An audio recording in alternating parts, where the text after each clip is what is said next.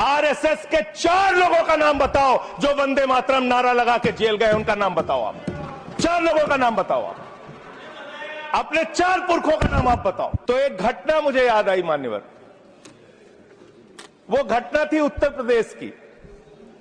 हमारे एक ऊर्जा मंत्री हैं माननीय मंत्री जी ए.के. शर्मा जी, उनके सामने व्यापारी लोग पहुंचे, उन्होंने कहा 21 घंटे से लाइट नहीं आ रही, 21 घंटे से लाइट नहीं आ रही, व्यापार बर्बाद हो रहा है, बच्चे रो रहे हैं, हमको गर्मी में बिजली दे दो।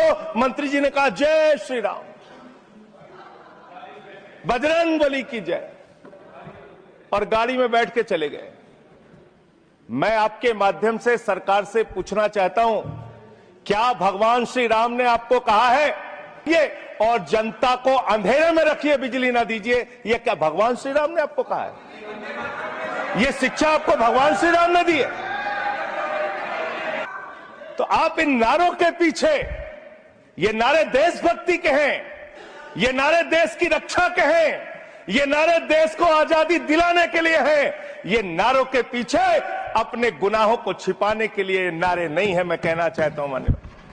और आप क्या कर रहे हैं? आप इन नारों के पीछे अपने गुनाहों और अपराध को छिपाना चाहते हैं।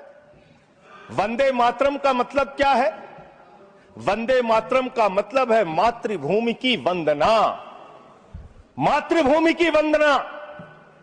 हम मातृभूमि की वंदना करते हैं, तो आप कैसे मातृभूमि की वंदना कर रहे हैं? अरे 1 रुपए में तो एक आम नहीं मिलता, आपने 1 रुपए में अडानी को 1050 एकड़ जमीन और 10 लाख आम और लीची के पेड़ दे दिए। ये मातृभूमि की वंदना, ये आपकी मातृभूमि की वंदना है। ऑनरेबल मेंबर, आप मातृभूमि को बेचकर मातृभूमि की वंदना कर रहे हैं। ये मातृभूमि की, आज वंदे मातरम पे ही बात करूंगा सर। मातृभूमि की वंदना, मातृभूमि की वंदना हिंदुस्तान के एयरपोर्ट को बेच के नहीं हो सकती। मातृभूमि की वंदना रेल को बेच के नहीं हो सकती, सेल को बेचकर नहीं हो सकती, समुद्री तटों को बेचकर नहीं हो सकती, कोयला और गैस को बेच के नहीं हो सकती, हिंदुस्तान की जमीनों को बेच के नहीं हो सकती। तुम लोग मातृभूमि को बेचने वाले लोग हो, तुम मातृभूमि की वंदना करने वाले लोग नहीं हो। जब यहां पे लीडर ऑफ अपोजिशन बोल रहे थे, नो पॉइंट ऑफ ऑर्डर, खड़गे साहब, उनके मुंह से नो पॉइंट ऑफ ऑर्डर, दलित शब्द निकल गया, दलित शब्द निकल गया। पूरी की पूरी भारतीय जनता पार्टी हाउस में खड़े होकर विरोध करने लगी। दलितों से इतना चिढ़ है आपको? क्या दलित भारत माता के बच्चे नहीं? क्या पिछड़े भारत माता के बच्चे नहीं? क्या आदिवासी भारत माता के बच्चे नहीं? अगर दलितों, पिछड़ों, आदिवासियों की बात होगी तो आप विरोध करोगे? आप विरोध करोगे? You are not on the topic. LOH. Just in a minute. LOH. आपने कहा ये बेच दिया, ये बेच दिया, ये बेच दिया। I say please authenticate on the floor of the house whatever you have charged.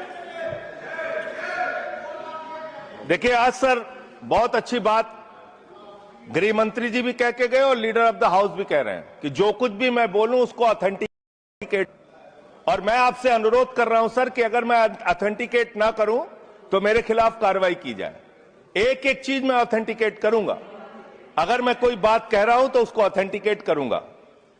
दूसरी बात, शहीद खुदीराम बोस की बात हुई सर, कल उस सदन में चर्चा हुई।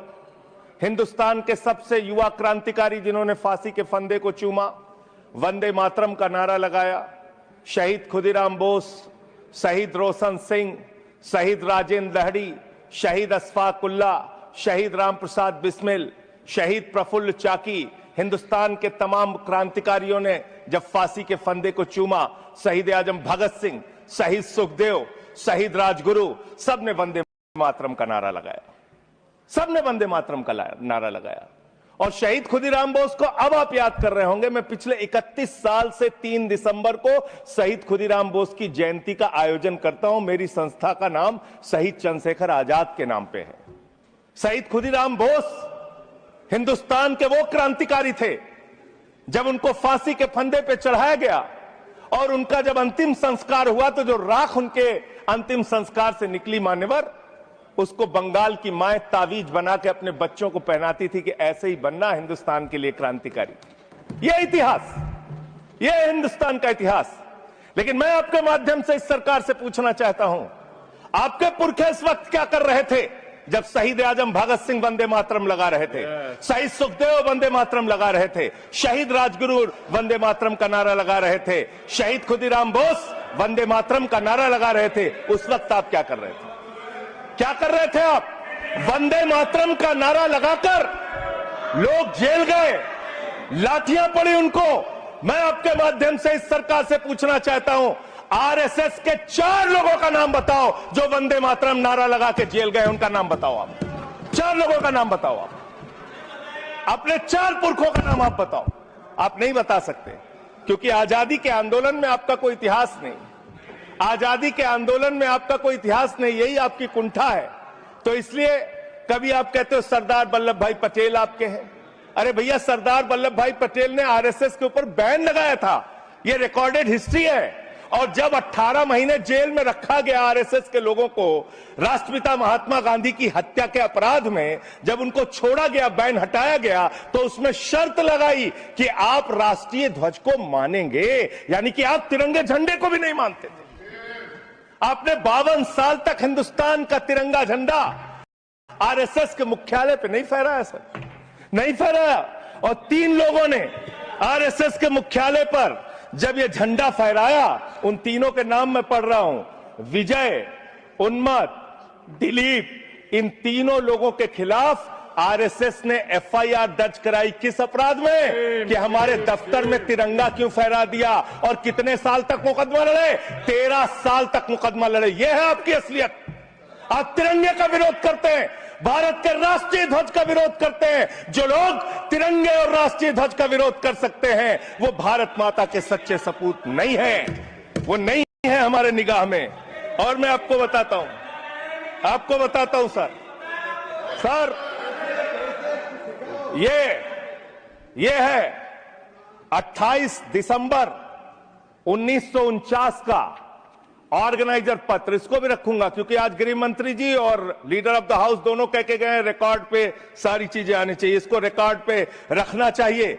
इतिहास देश को पता चलना चाहिए, किन लोगों ने देश के साथ गद्दारी की, किन लोगों ने तिरंगे का विरोध किया, किन लोगों ने राष्ट्रगान का विरोध किया। आपको ये पढ़ के सुनाना चाहता हूं, ये ऑर्गेनाइजर है, क्या लिख रहा है। What is the moral sanction behind government's choice of Jan Gana Man, except that it can be made an item of entertainment? आप राष्ट्रगान का विरोध कर रहे हैं, आप भारत के राष्ट्रगान का विरोध कर रहे हैं। आपके मुख्य पत्र में भारत के राष्ट्रगान का विरोध लिखा गया है। इसके लिए भारत के प्रधानमंत्री को और पूरी की पूरी भारतीय जनता पार्टी को, जो अपने आप को आरएसएस को अपना आदर्श मानती है, पूरे देश से माफी मांगनी चाहिए। ये रिकॉर्ड पे लाऊंगा सर, इसको रख लीजिएगा, ये रिकॉर्ड पे रखा जाए।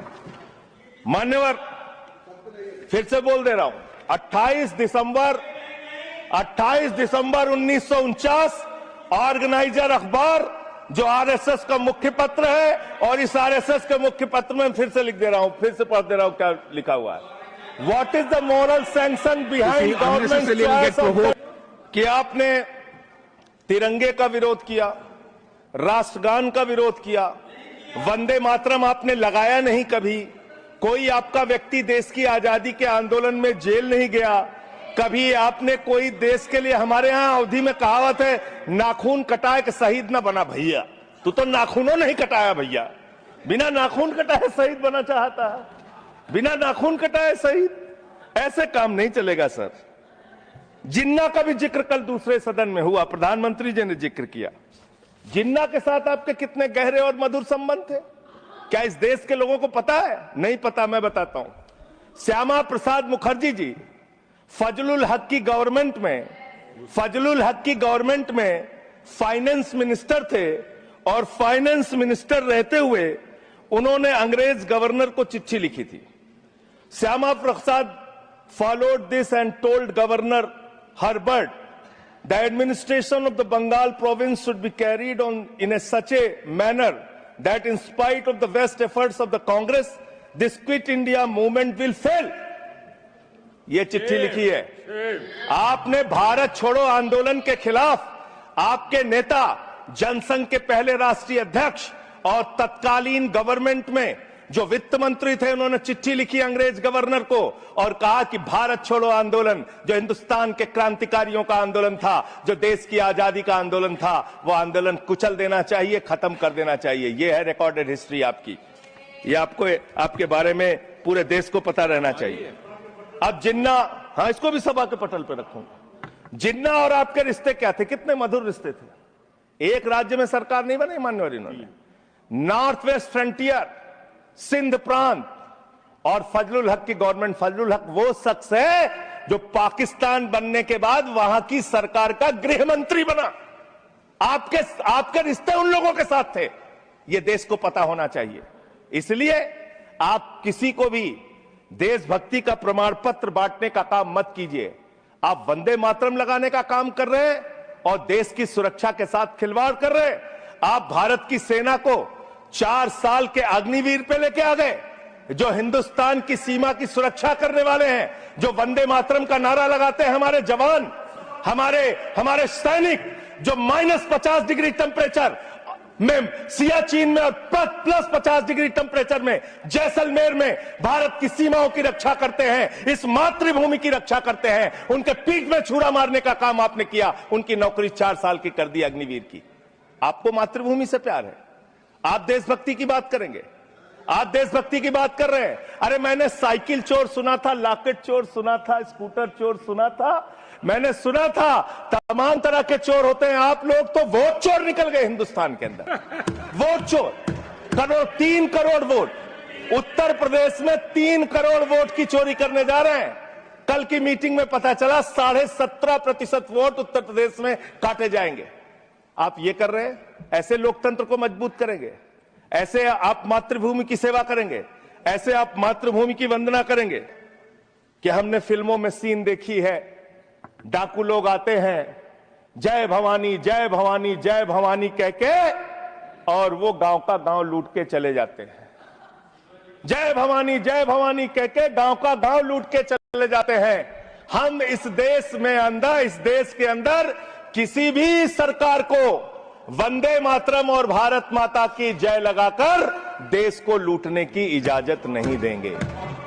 वंदे मातरम लगाएंगे, भारत माता की जय लगाएंगे, जय हिंद भी कहेंगे, राष्ट्रगान भी कहेंगे, वंदे मातरम भी गाएंगे, लेकिन देश के साथ गद्दारी और धोखेबाजी नहीं करने देंगे।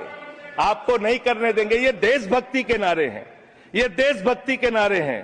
आप बेरोजगारी पे बात नहीं करना चाहते, महंगाई पे बात नहीं करना चाहते, दलितों का मंदिर में प्रवेश वर्जित है, कहीं उनको रोका जा रहा है, उस पर बात नहीं करना चाहते, पिछड़ों का शोषण हो रहा है, उस पर बात नहीं करना चाहते। आपने मातृभूमि की सेवा यह की है कि आज हिंदुस्तान के ऊपर 200 लाख करोड़ रुपए का कर्जा है। 200 लाख करोड़ रुपए का कर्जा आपने हिंदुस्तान को आज इस स्तर पे पहुंचाने का काम किया है।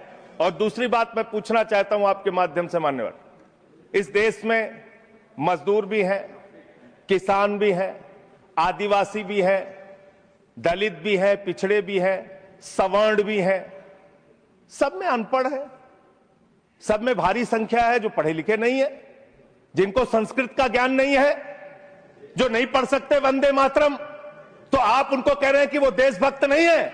मैं आपके माध्यम से कहना चाहता हूं, वो देश को लूटने वाले अडानी जैसे पूंजीपतियों से ज्यादा बड़े देशभक्त हैं, जो अपने बच्चों के लिए श्रम करते हैं, मजदूरी करते हैं, कुली का काम करते हैं और अपने बच्चों का पेट भी पालते हैं, देश की भी सेवा करते हैं। वो आपसे ज्यादा देशभक्त हैं। उनकी देशभक्ति को आप इससे चेक करने का काम मत कीजिए, इससे उससे परीक्षा करने का काम मत कीजिए।